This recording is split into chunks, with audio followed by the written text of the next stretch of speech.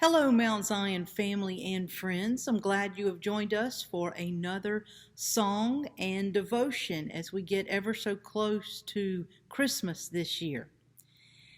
Our song for today is There's a Song in the Air.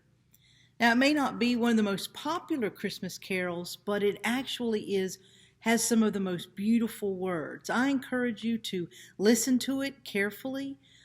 Even find the words and read them as poetry, and you will see the beauty of this hymn. Now, like some of the other hymns that we've learned about over these last couple weeks, the hymn words were written as poetry at one time and then later put to words. The author of the words and the writer of the hymn tune never knew one another.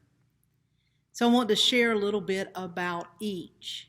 So the beautiful poetry, the words that we have today, were written by a Joshua Holland.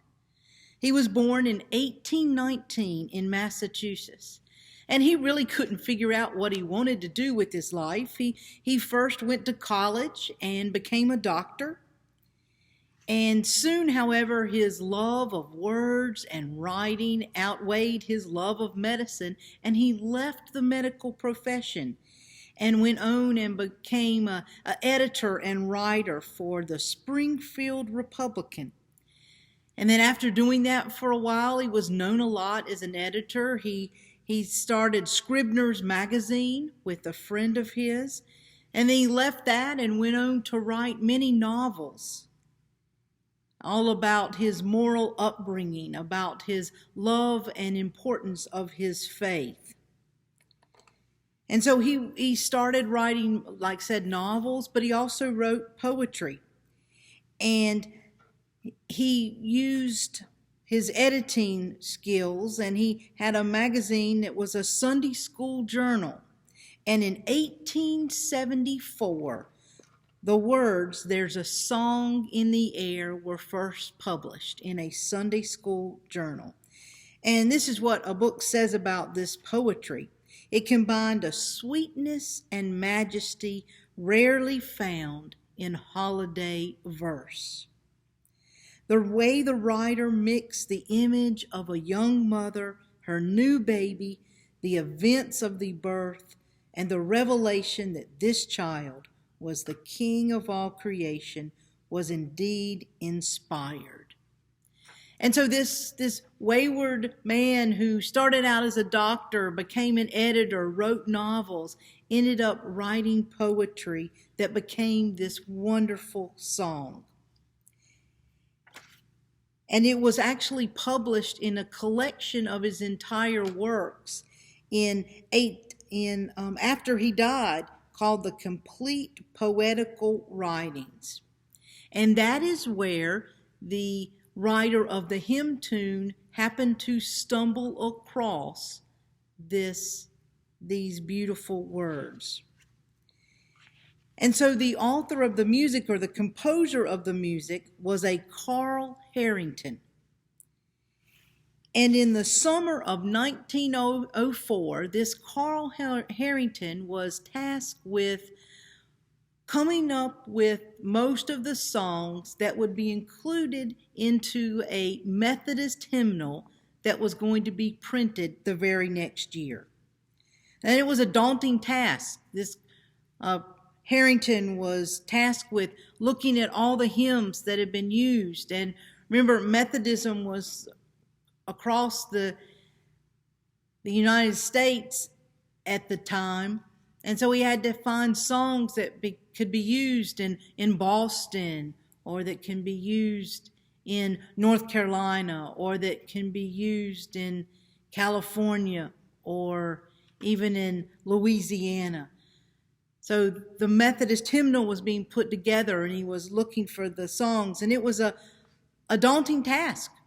He was worried, was he going to leave out something or include a hymn that no one knew?